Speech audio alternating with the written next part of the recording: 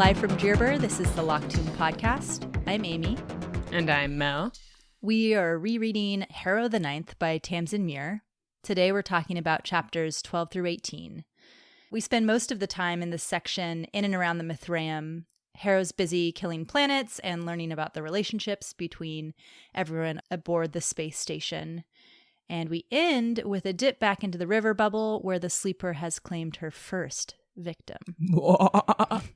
Amy, I forgot to tell you that in a never-before-seen chapter of Gideon the Ninth that I got my hands on, Kitharea's monster actually has some real talk with Ianthe about how she can be a better necromancer. Mm-hmm. What do you think the title of that chapter is? What is it? Constructive criticism. Oh my God. When you started that, I was like, wait, there's an unreleased chapter? There is. And I want to know, how do you think Ianthe reacted to this constructive criticism? How? Cavalierly. Oh my God. How long did that one take you? 5 minutes. Wow, I was trying to find a joke for a really long time in my head, but once I settled on constructive criticism as the pun, then everything else can just get built out. Wow, you're a wonder. What can I say? It's my one gift to the world. You have many, many gifts, but this is one of my favorites. That was fantastic. Okay, chapter 12. In this chapter, Harrow kills a planet. It happens to be her 12th planet. So let's go. It says 6 months before the Emperor's murder. It's in the second person, and it has an 8th house skull decal. 8th house for Mercy Morn. For Mercy Morn, who's a real asswipe in this section. Mm-hmm. I mean, when is she not? Mm-hmm. Yeah. So we see Harrow on this planet with Mercy Morn. She's about to kill it or flip it to a thanergetic planet from a thalergetic planet. And it's a really interesting look into how this is done. And there are a couple of really cool things that we learned here. Well, first of all, I want to point out really one thing that we should keep an eye on. And that is that there are so many implications that Harrow is at least physically into Ianthe going forward in general. But through Gideon's perspective in this kind of jealous narrative. Oh, yeah. Anyway, wait, does this happen in this chapter? I don't remember that. Yeah, there's a moment where Harrow is lifting her sword to start this process of killing the planet, but it takes her whole exoskeleton that she's created to do it. And it says, "Not for you the light ripple of muscle that now showed on Ianthe's back and shoulders, especially if she was wet with sweat." I missed that as something sexual, but you're totally right. It is. That's clue number 1. Here, then, to this argument. Just in this episode, there are a couple of times that I noticed. So Harrow's on this planet. It's below freezing. She's in a Haz suit. And she's talking about the characteristics of this planet. This one is mostly a ball of dust, but there's microscopic life in the planet's crust. And so her job is to kill that. And this brings up a question I have. And that is, so the 9 houses are, in the past, killed and then resurrected. And we know that Earth, which is the first house, is obviously covered in life. But the rest of the planets in our solar system, as far as we know, don't have any life. I mean, I feel that it's loosely based off our solar system, and we see those clues and stuff, but maybe in this universe, all these planets actually do have life in some way, shape, or form. Mm-hmm. Maybe it's not the life that we know as life, but maybe... Right. In this version, there are. Or it could have been far enough in the future that they've terraformed these planets, or I don't know, something like that.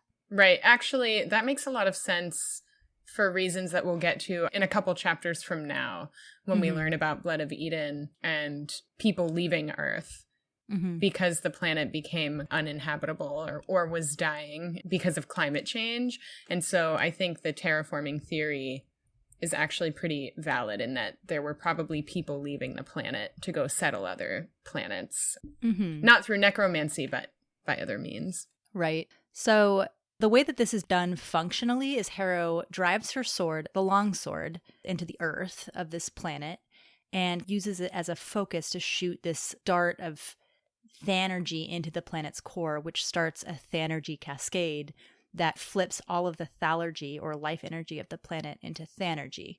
And once that's done, she has to go into the river to kill the planet Revenant, which would, given 1,000 years of malintent, it says, become something like a resurrection beast. Right. Which is all to say that during the OG resurrection, they didn't go through this process, and the soul of the planet did get away. And then over time, or it wasn't until 1,000 or so years that God and the lictors understood what they had done.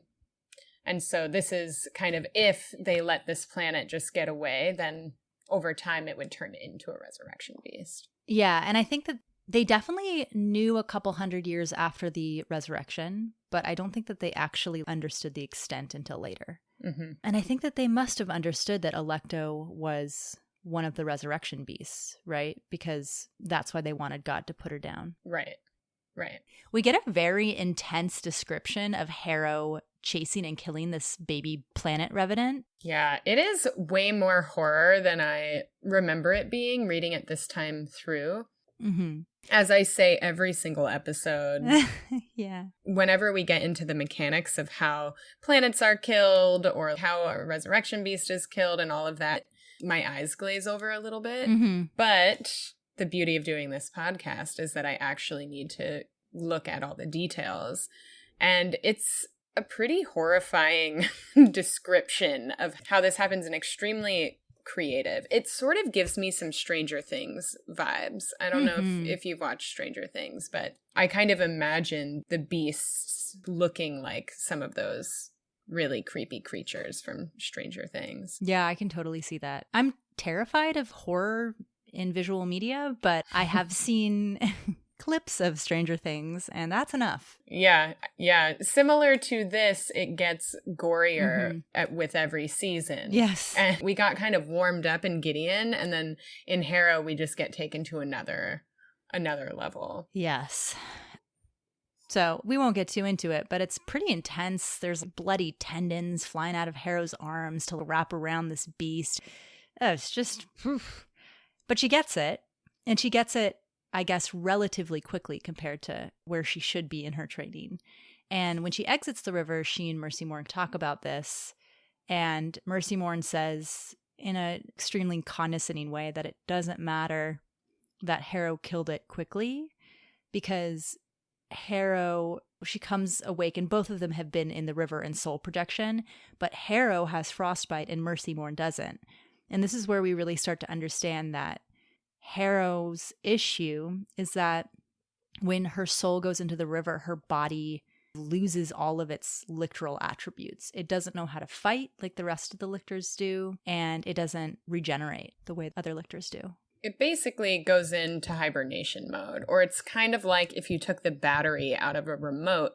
The remote's not going to work, and with a regular lictor, you have the other soul, your cavalier's soul, as the battery for your body, while your soul goes off into the river to do its thing. Yeah. There's a description here which reinforces, again, how being in the river works. When Harrow goes under, there's a line here. You told the pain that it was not truly pain, not truly your wrist, not truly your bones, only your mind's excellent approximation thereof. I find this really hard to wrap my mind around, in that Harrow's body in the river isn't real. It's a projection, and there's clearly matter in the body because she's able to kill a resurrection beast in the river and like touch things. And so it's kind of confusing to wrap your mind around, in that it's all an approximation, right? All a projection. And it still is a real thing that is happening, but it's on a totally different plane of existence. Right, because they do go into the river with their bodies too, and their bodies experience things. I don't really understand what the difference is between their bodies and their minds being in there. I guess even when their body's in there, there's not actually anything around. It's just that the river is making them feel and see these things. And like we said, it's like, what is reality? It's what your mind shows you. So for all intents and purposes, it is real. Yes. Also, when Harrow does come out of the river, the body is there. Apparently the body is, it seems to be with Harrow often, but especially when she's killing planets, which has all sorts of implications. Mm-hmm. Oh, I did have one question for you, and it's some confusion over Harrow's state when she goes into the river. It says that Harrow's necromancy falls apart when she enters the river. But as far as I could understand, it's not like when other lictors enter the river with their soul, it's not like their bodies that they're left behind can do necromancy. It's the bodies that are left behind are their cavaliers. Right. But there is a very real, like, physical tie. Like, the magic system in this is very related to the physical body. Mm-hmm. So do you remember in Gideon when Teacher died, all the constructs in the whole Canaan house just collapsed? Mm-hmm. Obviously, there is some tie to, like, the person who is responsible for the magic and their own actual physical body. So that leads me to believe that it's not the soul that is tied to the necromantic behavior. It's actually more the body. And as we learned, I think earlier, there's a biological difference between someone who is a necromancer and someone who's not. So it would make sense that their actual magic would be tied to their physical body and not their soul. That's really interesting. That's one hypothesis that I have.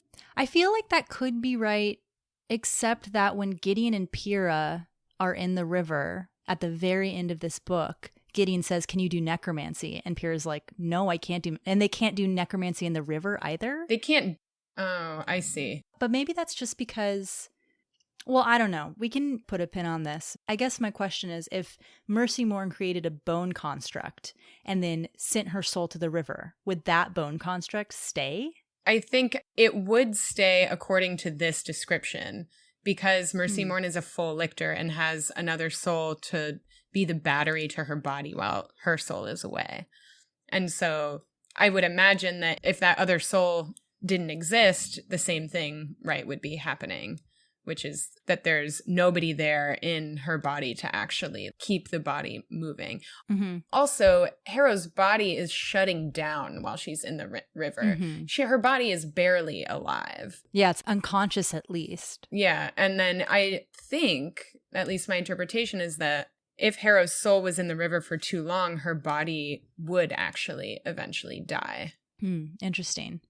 Well, yeah, send us your thoughts. If you have any theories about what exactly can other lictors do that Harrow can't in regards to necromancy in and out of the river, I'd love to hear people's thoughts. There's also another funny Mercy Morn little insight where Mercy lies to Harrow about how long it took her to actually kill this planet. And I guess I could see this as kind of Gideon speaking, but Mercy always lied when one thought she wasn't going to, and never lied when one assumed she would, and mixed it up every so often to unbalance everyone further. She's just a pathological liar. She's not to be trusted. No. And there's no real rhyme or reason, I think, as to why she's making shit up or withholding information at any given time. Yeah, I feel like in some ways she probably is with it more than we give her credit for, but in other ways she is actually fully unhinged. Which is basically anyone who's lived for 10,000 years. That's probably what they're like. No doubt. I mean, I hope I never meet someone who's lived for 10,000 years. No. So we move on to chapter 13. It continues straight from chapter 12. So second person. There's a third house skull because this chapter is the first real chapter where we see Harrow and Ianthe's blossoming relationship. This is probably, a couple months after they first got to the Mithraeum. So in this time, they've formed this very strange power dynamic and relationship. But they are fairly close. So Harrow returns from killing her 12th planet and goes to Ianthe's rooms. Yes, and Ianthe's in kind of a shitty mood herself. And they have this conversation where Harrow brags about how quick it took her, and Ianthe echoes what Mercy Morn says, which is, that's great, but too bad it doesn't matter at all. And Harrow says, does it not matter because you could never hope to challenge me in this arena, which is a good little part of the previous Harrow that we know kind of shining through. And then she says, or does it not matter because I'm going to die, to number 7, the resurrection beast. And Ianthe is, of course, a huge asshole and is like, the fact that you even think that you're going to live that long is hilarious. Mm-hmm. And this is where we see, I think, the first reference to Ianthe's nickname for Harrow, which is Harry, which is the best. And Harrow says, I will not answer to that sobriquet. I'm not even sure if that's how you pronounce it. And then Ianthe says, close the door and I'll call you Nona Jessimus. I'm telling you, this is the most sexually tense relationship. Well, no, I don't think I'm even going to say that, but it's one of the most sexually tense relationships in these books. And what's sad is we go on to hear that Ianthe's rooms are one of the places where Harrow feels the safest, which really says a lot about how unsafe she feels. Right. We also don't know yet at this point that Ortis the First, otherwise known as Gideon the First, is trying to kill her. Mm-hmm. And so after you read this book and you read this again, you understand this even more, because here they're talking about Ianthe's wards that she's putting on her own rooms. Mm-hmm. And you, again, can just gloss over that. Like, why would Ianthe be warding her room? Why does Harrow even care about that? And so, again, another reason why Harrow feels safe here is because she's with Ianthe. She trusts Ianthe's wards, and she's not alone if Ortis tries to attack her. Yeah, exactly. Ianthe says, I don't think you'll make it to number 7. I'm surprised you weren't assassinated on your way here from the docking bay. We're like, what does that even mean? You know? Yeah, I don't even think I noticed it the first time through. Yeah. So as much as Harrow has issues, Ianthe's issue is her stupid arm that she's decided doesn't work. And so she can't really fight, which makes her almost as useless as Harrow. But there's some interesting foreshadowing here because Harrow suggests that she cuts it off. And then Ianthe suggests that Harrow grows her a new arm. And neither of these things happen right then, but that is exactly what happens down the road. We don't even know in this chapter. Like, we have no idea what's coming down. Also, one of my favorite lines in these chapters, you know, when they're having this conversation, Harrow says, as I've been told tiresomely often, a half-cocked version of something is significantly worse than not being cocked at all. Mm-hmm. And then, you know, in Gideon's second-person voice, despite the fact that you had said not being cocked at all, Ianthe only slurped angrily at her soup. There's so much soup in these books. I know. But essentially, like, Ianthe's still fighting Babs in her mind. And both Harrow and Augustine are saying this is psychological. It's not a real thing.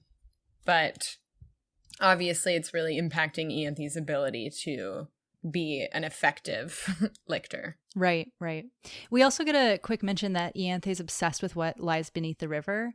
I am very curious about what Ianthe is really up to in this book. She obviously has her own plans and her own goals. Mm-hmm. So we don't know yet, but I think that could be a little bit of a clue. Yep. We also learned that Ianthe was the one who found Harrow after she stabbed Cytherea on that first night in the Mithraeum. Apparently her only response was, I wish you'd cut off her arm. Oh my God. There's another hint in here that the second-person narrator is Gideon, which at the very end of this chapter, in kind of describing Ianthe, Harrow is thinking of her as a crank. Mm-hmm. And the second-person narrator says that though this was a touch hypocritical coming from you, but never mind, a fucking crank. I mean, that's Gideon. It is Gideon. It's funny to me that I didn't really even think of it as Gideon. I fully bought into the idea that it was a self-deprecating Harrow who was disassociating and was telling herself this story as like not a literal thing that was happening, but just as a literary device to show us that Harrow was dissociating. Right. But no, it's freaking Gideon. It's so Gideon, you know, once you read it again. I always had an inkling that this was Gideon just because I really wanted it to be Gideon. Right. Yep. So chapter 14, we continue on with more info on the Mithraeum and a little bit more on Harrow's relationship with God, which is interesting. The description of the Mithraeum is pretty wild. They have these storerooms filled with 10,000-year-old food. We also learned that Anastasia never actually lived on the Mithraeum, which makes sense, but there were rooms constructed for her, so that's where Harrow lives now. I think it's kind of morbid that they're put into the rooms of the lictor who is from their house. It's really weird also in thinking about how big this space station is. Architecturally, this description is pretty thorough. It seems like there would be some extra rooms and whatnot. Right. But obviously it makes for a more interesting read to especially see Ianthe's rooms, you know, and what they were like when the former lictor lived there. Yeah. But it's concentric rings. Classic space station design. Oh, classic. Classic. And interestingly, in this chapter, we learn that God has a sitting room that people can go to, but his actual living quarters are totally closed off, which is parallels Canaan House. We never saw God's actual quarters in Canaan House, but we saw where all the cavaliers and necromancers lived. So curious. I wonder if at some point there will be a big reveal of God's quarters and if it will just be so anticlimactic because he's so basic or if it's going to be something major is going to be revealed. Yeah, I was trying to think about what physical evidence there would be in these rooms that would be very illuminating. I mean, on the one hand, there could be, well, you know, who fucking knows? But there could be artifacts from Earth, perhaps, or organics. What if it's just filled with plants? He has like a green roof or something. I don't know. Roof. That would just be funny. I don't know what it would say. It's like, is it just like a bunch of pictures of Electo? Yeah, in a real creepy way. Oh, two other things I noticed about the characteristics of the Mithraeum. First of all, I wonder why there aren't any servants. They're so far. No one else can travel that far to the Mithraeum. But couldn't they make bone constructs? Oh, yeah. Anyway, I don't know. There's not much to say about that. It is funny that they're all like cooking their own meals. I know. I love that. It's so good. I also thought it was interesting that there's no mention of cavalier quarters or beds, and I would have expected there to be beds at the end of the other beds, like perpendicular, or some mention, but it's interesting because obviously the construction of this thing must have happened well before they attained lictorhood. I mean, this thing is huge. And yet, you know, are there other rooms that were supposed to be for the cavaliers or? But it might not have been built before they attained lictorhood. I feel like the Mithraeum exists because of the existence of the resurrection beast. Yeah, it's weird though because Anastasia has a room and Anastasia was gone. You're right. Either that there are separate quarters for cavaliers or they move some furniture around, or no one was suspicious when God was just like, oh, we don't need any rooms for the cavaliers. Totally. This next bit, Harrow's mostly just hanging out with God, and we see this developing relationship. God often invites Harrow to his quarters and tries to feed her tea and biscuits. And God is talking to Harrow about BOE, and this is the first time I think we learn about BOE. This is the first time that we see it explicitly named. Yeah, and so there's this group of anti-Ninth House freedom fighter types who have been trying to turn non-Ninth House people against the Nine Houses for at least 5,000 years. And God thinks that they were behind Kithaerea going to Canaan House. And I think it's really interesting that God, in some ways, plays them off as not that big of a deal, but he's obviously bothered by this. He's bothered by, in particular, their influence on Kithaerea. Again, this is the first time that we get a reference to Wake, although Wake is not named here, but he describes Wake as a charismatic leader who really ramped up their operations. And God says that obviously their weapons are scary, but also he's God. He's going to survive. Right. But more scary was that they radicalized Kithaerea. And as we know, ideas are way more dangerous to status quo than violence in some ways. And so if this blood of Eden was able to infiltrate God's inner circle, perhaps this ideology is much more rampant in the houses than what God originally thinks. Because remember, God has a huge ego. He thinks he's God, which he is. But he sees himself as the like arbiter of truth and the moral compass of the universe, and is very much blinded by his own ego in a lot of ways. And I think this is a moment where he's like, oh shit, this is way worse than I thought. Yeah, for sure. His relationship to BOE is really interesting to me. Also, quick note, just because I think it's kind of funny, the biscuit and tea thing, I know that Tamsyn Muir has said that she thinks of all these characters as Kiwi, from New Zealand. And I mean, God's a Kiwi. Or like British, I guess. I thought the tea and biscuit thing is very UK to me, but I've also never been to New Zealand. So I don't know. Are teas and biscuits like a big cultural thing there? Yeah, I've only been there very briefly once, but I feel like Australia, New Zealand do the tea and biscuit thing. I also thought it was funny one time Tamsyn Muir said that she liked Moira Quirk's narration, even though she had thought of all the characters, obviously, because she's from New Zealand, as having New Zealand accents, but that she thought it would be like not super sexy for them to be saying one fleesh, one ain't. Or something like that. I can't do a New Zealand accent, but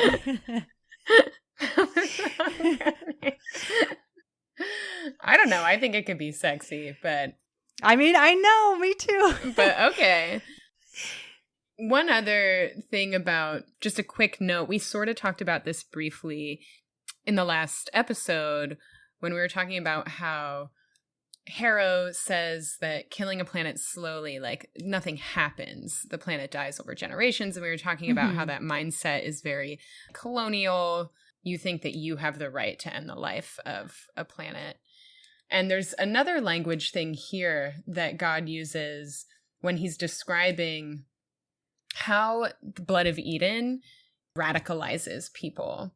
And he says that their existence depends on a secretive central organization that sends its agents to people we encounter outside the 9 houses to populated planets we're stewarding. And turns them against us from the shadows. And stewarding is a whitewashed way of saying killing the planet. They're stewarding the planet from being a thalergetic planet to a thanergetic planet. And again, just another note on how powerful language is here and how you can use this word stewarding to make this sound like not a problem, when in fact, this is a huge problem. They are just going and killing planets regardless of who lives there and then basically resettling those populations.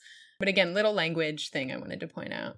And this language is language that has been used in our actual world to excuse colonialism for hundreds of years. We're modernizing. Exactly. We're coming and we're shepherding people into the 21st century, right? Like a lot of saviorism type language and the audacity that that colonial body has to assume that they are on the right side of history, are moral, can decide for other people what's best for them. And that is very much paralleled here throughout these books. Right. And then from the BOE conversation, we have sort of an abrupt turn to God asking Harrow about her family. He says, "How did they get you?" And she's like, "What do you mean, how did they get me?" And he's like, "Well, even though you're a lictor, I can tell that you are different and, you know, you were able to do necromancy in the river your first time in, and the only other person who's ever done that was Cassiopeia, who was a full-ass adult necromancer who had been training to do this." And she, without really being pressed much at all, tells God about her parents' genocide of all the Ninth House youth, which is a huge reveal. And I think Harrow expects retribution. Harrow really doesn't understand God yet at this point. Right. Because God seems surprisingly unfazed by this revelation. And instead of being accusatory or angry, he seems kind of interested almost and is like, Harrow, you're a miracle. Do you understand that your parents committed a type of resurrection? And Harrow's like, what the hell? I just told you that I'm the product of my parents' genocide. Yeah. And after she says this, the Emperor finishes his biscuit. I know. And then eating it quickly so that it doesn't fall off and get too soggy. And then reaches out and basically gives her a little pat. And that description is really heart-wrenching. I know. Harrow was not hugged enough as a kid. No, at the least. Yeah. I mean, physical touch is a really important part of a child's development. And Harrow got zero. So this relationship with God is really complicated. And you can see how Harrow would get sucked into this man. This is also like very much part of the Cult 101 handbook. A charismatic leader pulls in those who are the most vulnerable. And so you see this like actively happening here with God and Harrow. Right. Harrow kind of reacts to God's reaction with, she says, please don't tell anyone. So she's afraid now that he's going to spread this information. And God gets really weird. Yeah. He gets really defensive for her. Projection. Yeah, he's projecting so hard. And God's like, no one can tell you that what you've done is wrong. They weren't there. They wouldn't understand why genocide would be justified. Yeah, and he also says, you don't have to feel any responsibility. I'm going to take this sin and carry it myself, which is very like Jesus vibes. Mm-hmm. So that she can be absolved of this. And it's so Catholic. Yeah, yeah. I mean, Harrow shouldn't bear any of the blame either, but it's weird that God has this really intense reaction. And then going forward, it says that he looks at her very differently. Yeah, I had some questions about this. At first, when I read this, I thought he looked at her differently because of this interaction. But it says whatever he was looking for, it was not what your parents had done. And is he looking for Gideon in Harrow? So when I think I even made a note here, I feel like part of this is that he shares similarities with Harrow's parents. And I also wonder if because Harrow kind of contains, she isn't like an amalgamation of all these souls like Teacher was, but she contains all these marks. And I wonder if in some ways God sees her as, or compares her to Alecto, who must have been very important to him even pre-resurrection in some way. And he's kind of looking for similarities to Alecto, who he must miss, right? And I don't know if that's true, but that's kind of how I read it. I like that theory. That makes more sense in this context. At the end of this chapter, Harrow asks God what BOE stands for, which we all want to know. And he says blood of Eden. And when she asks who is Eden, he says someone they left to die. I found it interesting he said someone they left to die. And then he closes this with saying, once you turn your back on something, you have no more right to act as though you own it. And at the time, that made perfect sense to you. And so I interpreted this to mean that pre-resurrection, there were humans that left Earth because it was a dying planet. They felt that there was no way that life could continue to be sustained on it or that there was any saving it. And so they chose to leave. And God was someone who stayed. And in order to save the world, killed it and resurrected it. And so there's a stark ideological difference between Blood of Eden at the time, or these people who left at the time, and God. It sounds to me that what God means when he says, once you turn your back on something, you have no more right to act as though you own it. It's that Blood of Eden thinks that what God did was bad. And therefore, they're in conflict with him. And then God's saying, listen, y'all, you left. You have no right to judge what happened. You turned your backs on humanity. And obviously, this relationship has evolved over 10,000 years. But those are kind of the origin stories of these two different camps. Yes, I think that's totally right. I think Eden is Earth, and he refers to it as someone because in the way that He sees the planet as a communal soul. So in some ways, to a necromancer who understands how planets actually are, a planet is a someone. So I think that's what that means. And I think you're right. I think they left. There's an interesting quote here from King Lear, how sharper than the serpent's tooth, etc. The actual full quote is, how sharper than the serpent's tooth it is to have a thankless child.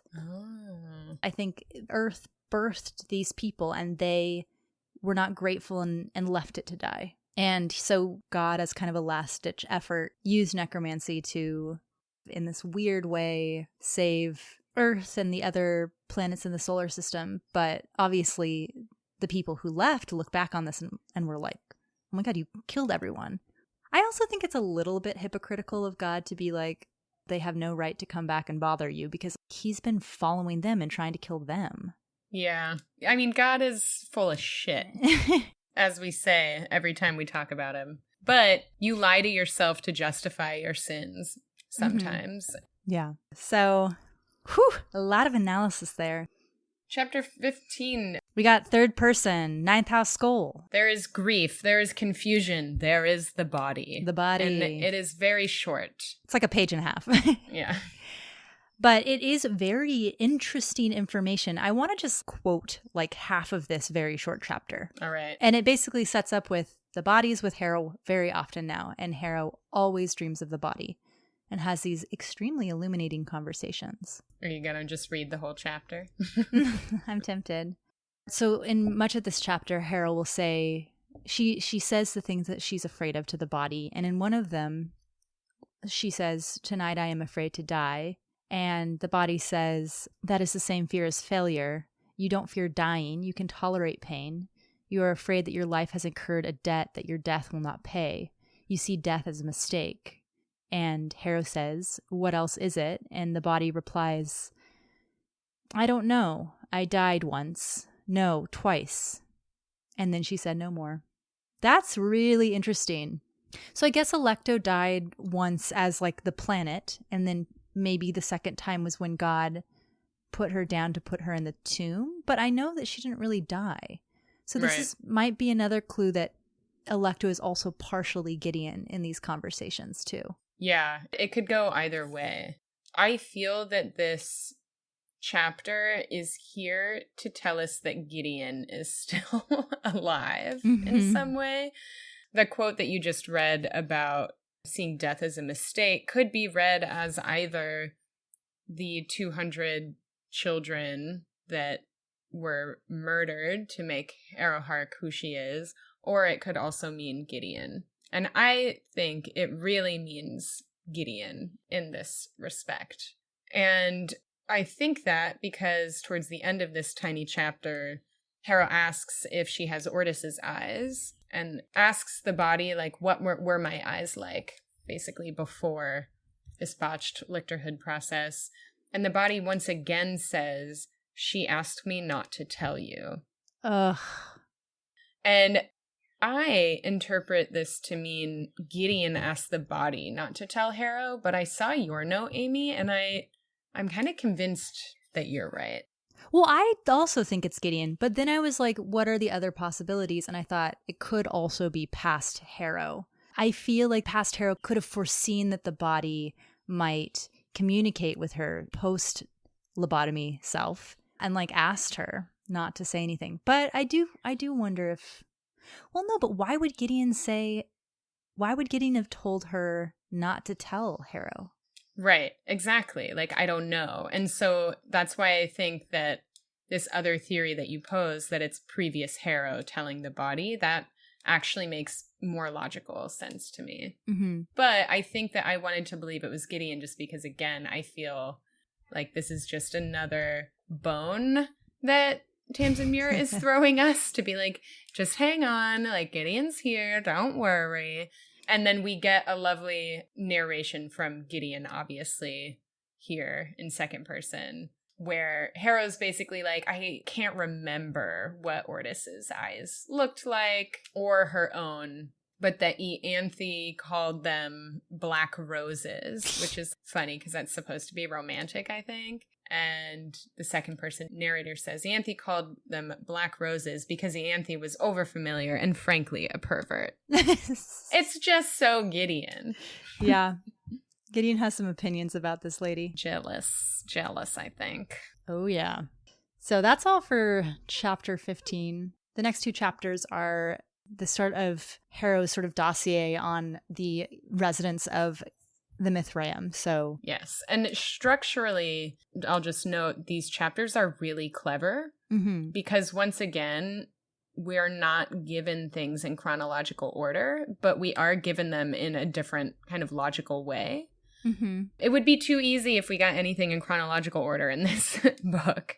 Right. But we get insight into life on the Mithraeum through Harrow's diary entries on each character. And so it's both a way for us to get to know each character through Harrow's eyes, but also to learn about various encounters and actual plotty type things going on in the book. Right, exactly. And it continues in second person. This next chapter has a 5th house skull, because we're going to be talking about Ianthe and Augustine, who's of the 5th house. So Ianthe Tridentarius, unworthy of trust and suspects me mad, which is a very clever way of going into a story about Harrow walking into Kitharea's tomb and essentially noticing that her body seems to be moving ever so slightly. And this is done in a really clever way because this description of suspects me mad kind of implies that Harrow could be dreaming this up on her own, or this could be real, and we're really not sure. Right. I think that the problem is that Harrow asks Ianthe if she can hear noises from inside the mortuary chapel where Kitharea is, and Ianthe realizes in that moment, because she can't hear anything, she realizes that Harrow is a little bit, or thinks that Harrow is hearing things that aren't there, but Harrow's actually not. I also think Ianthe could be gaslighting Harrow. I was wondering about that too, because, well, we can talk about it when there's the Kitharea under the bed situation. Yeah, it comes up later, and I feel that this could be evidence of Ianthe, whatever. I have some thoughts about Ianthe's motivations, but I'm going to hold them until the end of the book for a big discussion. Okay. But the possibility here is that Ianthe is either gaslighting Harrow, or she genuinely doesn't believe Harrow and thinks Harrow's a little cray-cray. Yep. I think the description of this tomb, too, is really interesting. 2 things. First of all, fat-wrapped copper wire. Yeah. Mel, you remember Dr. Sex? Yeah. They thought that copper would mute thanergetic transfer, but in fact, through Dr. Sex, realized that actually it allows for more transmission than they originally thought. And Palamedes was like, this has applications, and no one listened. No one cared. So here it is an interesting callback to that. Right. Also interesting because there are 9 columns for the 9 cavaliers that have rapiers up for the necromancers who have died, because, the ones who are alive are still using their cavaliers' rapiers. And Harrow is especially interested in the rapier that I think we can assume is the 9th house rapier, Samael's rapier. There's also another pommel joke where it's describing the rapier that she's interested in, and it's like the end of the sword, the pommel. So, yep. One other note, apparently Ianthe's eyes haven't reverted to lilac since she was in the river on the way to Mithraeum, which is an interesting little tidbit. We also learn that God, Mercymorn, and Augustine periodically come and visit Kitharea's body. Right. And we don't know about Ortis or / Gideon the First. We're not totally sure yet. Right. If they visit. Harrow goes to God and basically asks him about Kitharea's body. And it's like, I think it's moving. And God's like, no one would touch her, Harrow. I wouldn't. And then he says, Augustine wouldn't touch her out of love. Mercy wouldn't out of superstition. And Ortis, he looked at you carefully, as always, when he mentioned the other. The name always came awkwardly to his lips. Again, another little clue that he's not really saying Ortis. He's saying Gideon. But that Ortis wouldn't touch the body out of respect, which is funny. Yeah, I mean, Ortis wouldn't, Or Gideon the First wouldn't, but Pyrrha might. Heyo. In any case, Harrow's so embarrassed that she even brought this up to God, and that God was like, maybe just don't go into the room. And she does tell Ianthe, and Ianthe calls her crazy cakes. Very rude. Augustine, though. I love this section with Augustine. I think it's so funny. I know. We learned that his last name was Quinque. And we learned that because his brother was also a Quinque, Alfred Quinque. And his brother was his cavalier. Yeah. Killed own sibling. Killed own sibling. And it's funny because when he reveals that Augustine has the same last name, Harrow assumes that they were married. Right. And she's like revolted by this fifth house tradition. And then Augustine loses his shit. He just thinks that's so funny. And he's like, no. Alfred was my brother. And there's a good description here. And it kind of continues on about Augustine. His like presence is very empty. Like he laughs, but it's not really funny. It's kind of performative. Right. And it goes on to just describe him as kind of an empty shell of a person. Sorry, I just realized that you held your book up and on the back it says, the necromancers are back and they're gayer than ever. Oh my God. Sorry. But oh my God. That's so funny.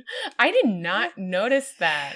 Oh my God. I love that that's called out. I thought that we have talked about how much gayer this book is. I didn't know it was like explicitly stated on the back of the book. Have we been talking too much about how queer these books are? And then I'm like, hell's no. Oh my God. On the very back of this book. So okay, good. Sorry. Augustine. Back to Augustine. I'm sorry to interrupt. Augustine is a shell of a human, basically. This is true. And I would be too if I had been forced into lictorhood by my brother committing suicide and then having to live with that for 10,000 years. I too would be a shell of a human. Yeah, and we don't learn, but I think you can piece it together that because Christabel, Mercy Mourn's cavalier, convinced Alfred to make the suicide pact, I think that's mostly why Augustine hates Mercy Mourn so much. Totally. I mean, that's 100% why. And with that, we see this description that Harrow writes about Augustine in her diary. And she simply says, poor relationship with Mercy Mourn. And then our narrator, Gideon, says you had written this understatement of the myriad when you thought that highly strung Mercy was easily out of patience with the sillier and more frivolous Augustine. I just love this play on words, Mercy being out of patience with the saint of patience. In any case, we get a really great and extremely confusing dialogue between Augustine and Mercy Mourn the first read through.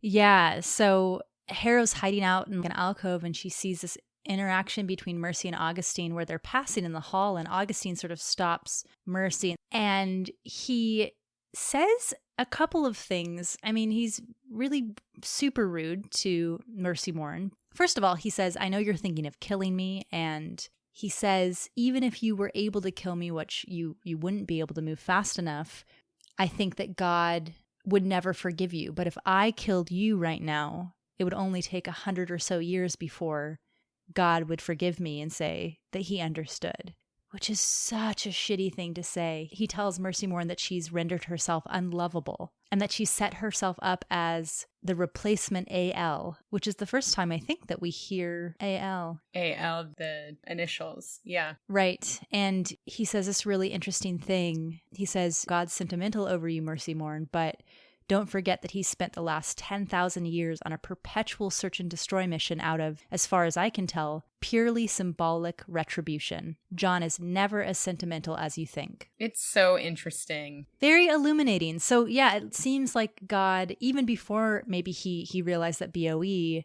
was looking for him, he's been on some sort of revenge quest against the people who left. Like, you abandon us, so I'm going to come after you and kill you kind of mission. There's something to this that I still don't think we fully understand, even by the end of the book, which is what Mercy Mourn has done to render herself unlovable. And there's another clue to this, I think, in our next chapter that I'll hold. But I think this is more complex than what we see here. Also, before this, we get another reference to Kithirea's body moving or not being in the same position. And Augustine says to Mercy Morn, like, stop playing around with Kithirea's body. Mm-hmm. Obviously, he has also noticed this thing. So it gives us finally some validation here that Harrow is not making this up herself. Right. That someone else is also noticing that something's not quite right with Kithirea's body. Right. And at the end of this interaction between Mercy Morn and Augustine, Augustine tells her to stay away, to not come near him. Mm-hmm. And she essentially respects that. I don't think she wants to be near him either. Right. And she yells after him as he's leaving that she hasn't touched Kithirea's body. Mm-hmm. We don't trust Mercy Morn, so at this point, like, we don't know if that's true or not. But we're given a little bit of a red herring here to suspect that Mercy Morn is involved in kind of moving Kithirea's body around. Right. Also, there's some mention, well, Augustine is like, stop playing this very dangerous game that you're playing. And we don't know what he's talking about. But, you know, having read the book now, I think what he's talking about is working with BOE. Plot to kill God. Yeah, working with BOE to usurp God in some way. Right. Then we move into learning more about Ianthe and Augustine's relationship. And Augustine has essentially chosen Ianthe as his mentee and left Mercy Morn and Harrow. He at least sees some potential in Ianthe, or at least we're led to believe that. And in this description of their relationship, we also learn a little bit more about how Ianthe is failing so spectacularly at using the sword. Because though she is a full lictor, she can't seem to get the effects of having her cavalier's soul actually in her body in the way that she needs to. And every time she picks up the sword, it just doesn't quite work. Right. And Augustine berates her for this every single time. He is not nice about it. And there's a funny interaction between Augustine and Harrow where Harrow kind of sticks up for Ianthe, and I feel that it's surprising, where he berates Ianthe, and Ianthe throws the sword down and leaves the room. And Augustine says she simply needs to quit steeping in self-pity. And Harrow says humiliating her is perhaps not the best curative. She already feels bad about herself. You putting her down is not going to make this any better. And Augustine says, if Ianthe's opinion isn't worth a fart in a hurricane, try to imagine how much less I value yours. And Harrow says, well, that's your downfall. Right, which is great foreshadowing. Tell me about what that is foreshadowing. I think the way it is foreshadowing is that at the very end, when Ianthe has to choose between God and Augustine, she chooses God. And I think this can be seen as foreshadowing because maybe if Augustine had been a little bit less shitty to her in these circumstances, then, you know, maybe she would have chosen him. Right, because if there's anything we know about Ianthe, she's petty. Mm-hmm. Yeah. And so it might be that she would have chosen God anyway, but Augustine never had a chance in that moment because he was such an asshole to her. Right. Although she sucks up to him, I think she does enjoy listening to his stories. And it's funny because I think Harrow, mostly out of jealousy, mocks her for this. And it's like, why are you such a suck up? You must be so embarrassed. And Ianthe's like, what are you talking about? This guy's 10,000 years old. He's one of the only things standing between us and like getting eaten by a resurrection beast. So yeah, I don't mind sucking up to him a little bit, which is fair. I feel like Ianthe here, this is the smart move for sure. Ianthe is strategic and a survivor. Mm-hmm. There's a really, really funny reference here that I didn't notice, but I read about on the Reading the End blog. And it's when Ianthe says, we're puppies, you and I. And she says, me with my lame paw and you with 3 legs gone trying to say that you'll make it on your own. And this is a reference to Little Brother in Strong Bad. Were you into Strong Bad? No. I loved Strong Bad, but I didn't remember Little Brother. Anyway, then we get a little bit of River 201. We do get River 201. And again, just structurally, I just love how this is done because there is so much that we need to learn about this universe. Mm-hmm. And it's really quite hard to figure out how to relay all this information to the reader. Mm-hmm. It is so masterful how Tamsyn Muir weaves world building into plot development. I mean, it's so incredible. It keeps the pacing really, really consistent. Because instead of taking all this time for exposition and just straight world building, I mean, sometimes she'll do a paragraph or two of that, but mostly it's inserted into conversations that are also great insights into characters and character development. Yeah. I mean, I have not read another book structured as brilliantly as this one. So we get River 201, which is told to us in the context of this journal entry Harrow makes about Augustine being a spirit magician. Mm-hmm. Augustine is giving a lesson to Ianthe and Harrow on how resurrection beasts work, how to kill them, and then how all of that relates to the river. And so we get a really scientific description of how all of this works. We get a lot of language that we can use to kind of describe this. Mm-hmm. And we also learn a little bit about Cassiopeia and how she was kind of like an incredible spirit magician, and Augustine really sees himself as a spirit generalist. I think that Augustine is totally downplaying himself for a reason. He doesn't want God to know how good he is. Right. God's like, he could plunge half a city into it if he wanted. And Augustine's like, no, I couldn't. But he could. He does that with the Mithraeum. Right. He does. He does. There's a really great foreshadowing here where Augustine is describing what he's interested in. And he says, you might say, I like to follow energy trails back to their source. And that is essentially how he and Mercymorn discover that God lied to them about the lictoral process and how Alecto isn't really dead and didn't need to die, right? Because they followed these energy trails. I do think it is very good foreshadowing, this whole bit. So we get a really good description as to how these resurrection beasts even form, and a lot of language that they use. And we also learn a little bit about regular revenants here, which kind of gives us some insight into how Wake has been able to survive this long. And so once we discover Wake and Wake comes back to the physical universe, you can go back and read this section and understand necromantically how that happened. But essentially, when someone is murdered or killed or dies, their revenant can inhabit anything that it has a connection to. So anything thanergetically connected with their death, which again is so brilliant. It's like, tell us how Wake is Wake without telling us how Wake is Wake. Mm-hmm. This chapter is really complicated. I think I had to read it a number of times to really understand. And so we don't need to go into all the details, but we do understand a little bit better about how these beasts travel in the river as projections. Yeah, it is very complicated. It is very clearly explained, which I like. It is very clearly explained, except that on the first read, you probably don't understand it at all. There's a lot of different names of things that are being thrown at you here, and trying to piece it together on the first read through is really hard. Right. So chapter 17 is just a continuation of this memorandum, but these are Harrow's notes on Mercymorn. And it's really interesting because Augustine was super forthcoming about his cavalier and told her his name and even his height. But when Harrow asked God about Mercymorn's cavalier, Christabel, or I think Harrow asked God why he named Augustine the saint of patience and Mercymorn the saint of joy, and he said he actually meant to name them after their cavaliers, Christabel for joy, Alfred for patience, Pyrrha for duty, but he recommends to Harrow not to mention Christabel to Augustine. But actually what happens is when Harrow mentions Christabel to Mercymorn, Mercymorn freaks out and gets really pissed off. But when she mentions Christabel to Augustine, he's like, oh yeah, she was great, but also an idiot.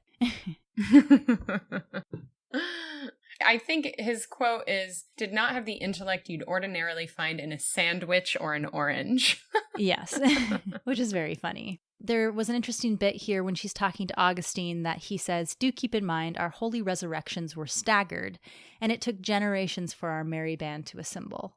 But he also implies that he's first and Mercy Morn was second, so they were actually around at the very beginning, which is interesting. Yeah, and I think we've talked before about the order in which these lictors became lictors, and we had talked, I think, sometime during Gideon about when Cytherea became a lictor, and here it's confirmed that her house was already established before she became a lictor. Also, we learn that Mercy Morn's specialty as a lictor is as an anatomist, which is not necessarily a skill-based thing that she's learned, but is just she's memorized the body over 10,000 years. And it's interesting because Harrow asks Augustine, actually at a group meal with Mercy Morn there as well, why, if he had 10,000 years, he didn't also memorize the body. And Augustine says that the only reason you would need to memorize the body would be to kill lictors. Of course, Mercy Morn bristles at this. But it is interesting because I think actually why Mercy Morn has memorized the body is to kill God. Right. I do wonder about this because back when Augustine, and here's going back to the previous chapter, when he says you've rendered yourself unlovable, I'm wondering if Mercy Morn has done something else that everyone knows about that she hasn't been forgiven for, and if this is some sort of reference. Did she try and kill one of the other lictors? I don't know. Maybe not. Interesting. But why would Augustine take this swipe at her in this way? I know that he knows that she has been thinking about trying to kill God, as he has too. And it's interesting that he so openly says this. Right. So I don't know. I don't know. I mean, he's probably just being a dick. Yeah, that's true. As I have said before, would really love a prequel situation where we just get the first, I don't know, few thousand years of the dynamics of these original lictors. I just want a day in the life of the pre-lictorhood lictors. Wouldn't that be a sweet short story? Oh, yeah. That would be cool, too. Yeah. I mean, hey, we might get something. Who knows? This chapter ends in a mysterious way where there is no dossier kind of written on the Saint of Duty. So that is Gideon the First, in Harrow's mind, Ortis the First. All she writes is "wants me dead." And this is where, moving forward in the chapters where we are in this physical world, not the river bubble, the whole story shifts. And we see a lot more of Gideon the First. Yeah, at this point, though, we have no idea.